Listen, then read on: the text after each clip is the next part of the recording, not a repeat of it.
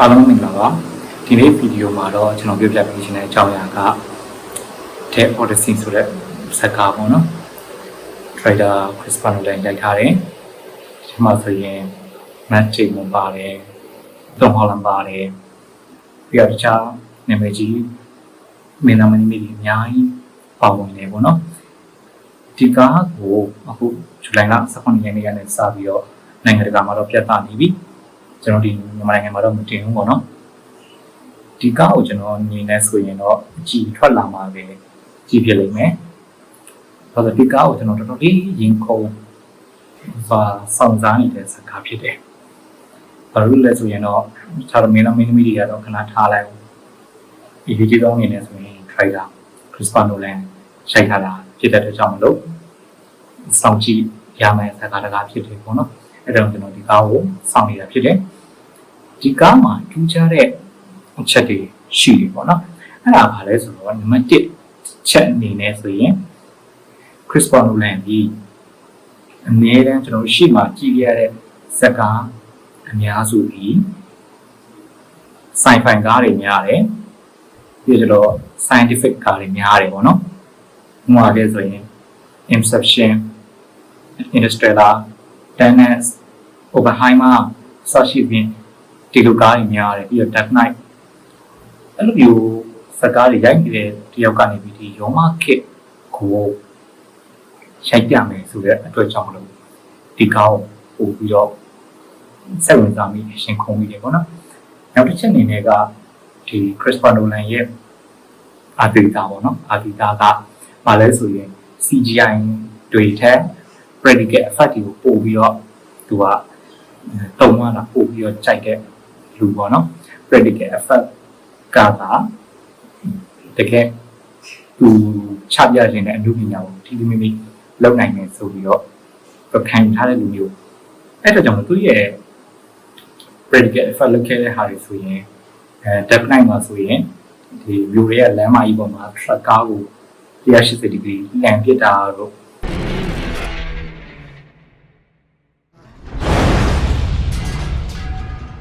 ပြီးတော့ Interstellar ထဲမှာဆိုရင်ဒီပြောင်းကင်းကြီးကိုဧက900တကယ်စိုက်ထားတာတော့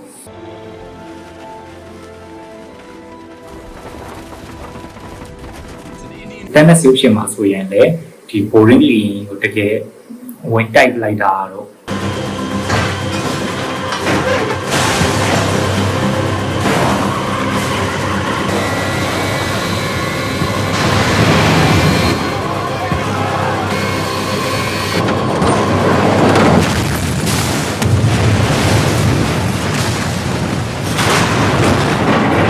နောက်ထပ်အဲ့တန်းမှာထဲမှာ Dark Knight ထဲမှာပဲ Dark Knight ထဲမှာပဲလီရင်ကိုလေပုံမှာနေမယ်ထပ်ပိုင်းဖြတ်ပြတာလို့ Oppenheimer မှာဆိုရင်လည်းတကယ်နျူကလ িয়ার ဘုံနဲ့တူအောင်လို့ဖောက်ခွဲပြခဲ့တဲ့ effect တွေကိုတကယ်တူအောင်လုပ်ခဲ့တယ်ပေါ့နော်အဲ့လိုပုံစံမျိုးသူက practical effect တွေကိုတော်တော်လေးသုံးတတ်တဲ့ trader တယောက်ဖြစ်တယ်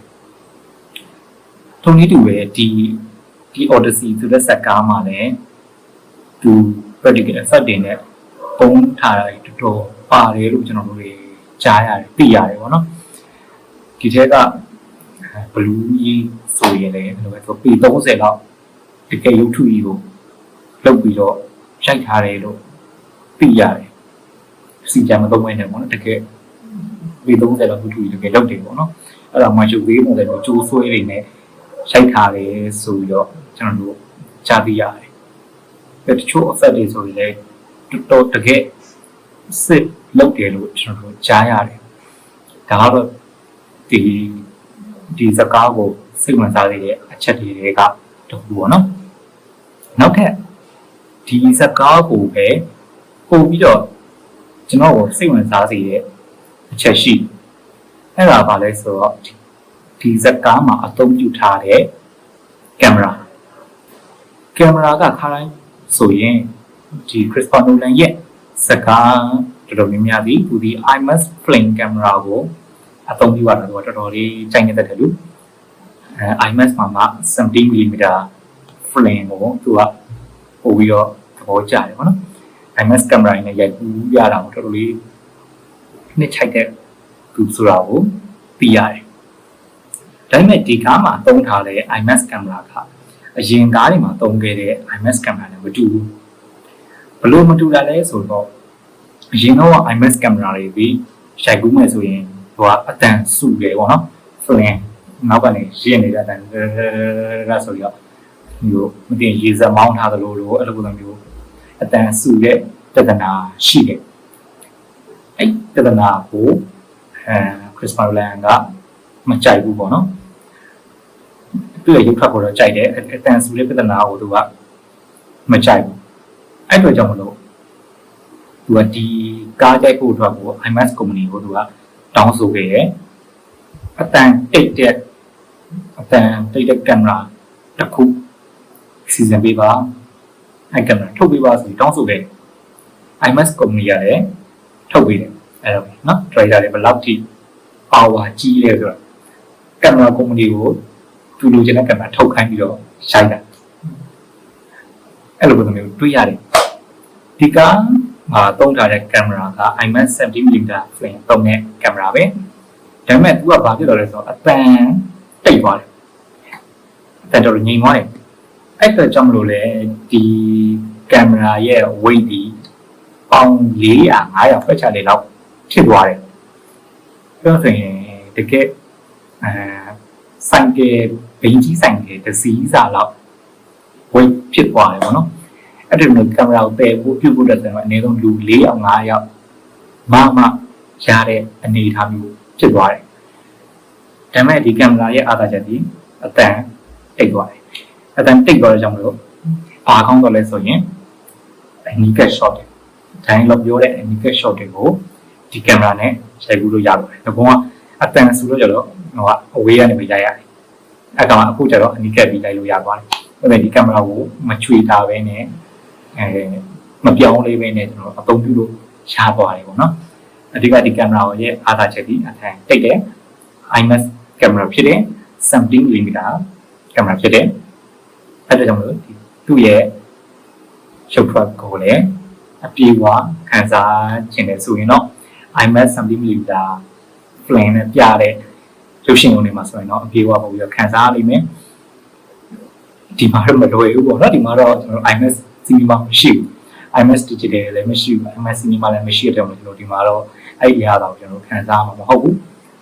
အဲ့ဒါကြောင့်လည်း53ခံစားခြင်းနဲ့ဆိုရင်တော့ IMAX digital cinema လောက်ကိုတော့အဓိက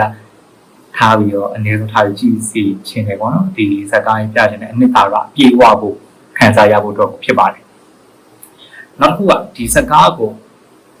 စိတ်ဝင်စားစေတဲ့အချက်တွေကနောက်တစ်ချက်ဆိုရင်ဒီဇာတ်ကားမှာပါဝင်တဲ့ casting ပေါ့နော်ပြုဆောင်နေတာမင်းသမီးတွေဒီအနည်းတန်း Chris Nolan နဲ့တွဲပြီးတော့ပြုဆောင်နေကြတကယ်မင်းသားကြီးမင်းသမီးကြီးတွေဖြစ်တယ်အဲ့ဒါကြောင့်လို့ဒီဇာတ်ကားဒီတော်တော်လေးလည်းပြောဆိုရင်အတာဝေးလည်းတော်တော်လေးကြီးခဲ့ပေါ့နော်ဘတ်ဂျက်အရဆိုရင်ကျွန်တော်တို့သိရသလောက်က250 million ပုံထားတယ်လို့ကျွန်တော်တို့သိရတယ်အခုဂျုံတင်ရမှာနေမယ်အဲ့ပမာဏကိုကျော်သွားပြီပေါ့နော်ဒါပေမဲ့ marketing budget တွေပါနေဆိုရင်တော့အနည်းဆုံး50 million 500 million လောက်ရမှာအရင်ကြည့်မယ်အနေထားတော့ရှိတယ်ဒါပေမဲ့စိတ်ပူစရာမလိုအခု3ရက်လောက်နဲ့တင်ကို216 million လောက်ကရနေပြီဆိုတော့ကျတော့ဒီစကားတော့ဘယ်လိုနေကြီးကတဲ့စကားတွေမှာပါဝင်ပါတယ်ကျွန်တော်နေလဲဆိုလဲတကယ်ကြည့်နေကြည့်ပြီးဆိုရင်လည်း rating လေးပေးမယ် review လေးတွေလည်းတင်ဆက်ပေးပါမယ်အားလုံးပဲ see you